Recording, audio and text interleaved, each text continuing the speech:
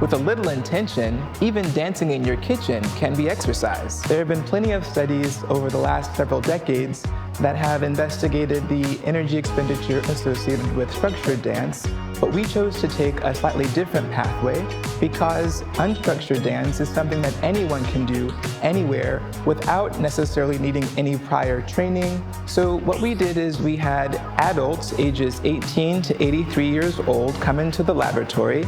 We asked them to wear accelerometers, indirect calorimeters, which allowed us to measure oxygen uptake as they were dancing, and heart rate monitors.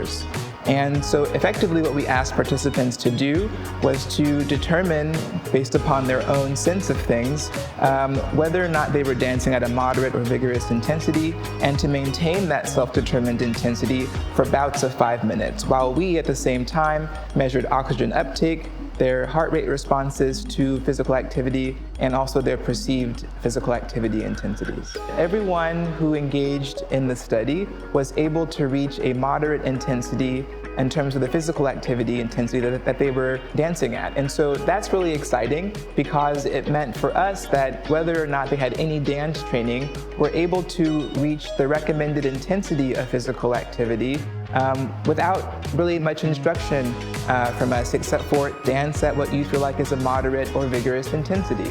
Dance also does lead to changes in psychological states. And so our study that was published found that being engaged in dance in a laboratory-based setting even was associated with changes in state mindfulness. Dance makes me happier, and I would hazard to guess that dance makes most people happier. We did have a couple of participants who felt awkward, but in terms of the health benefits, in terms of the physical activity intensity, those benefits we did still see for those participants.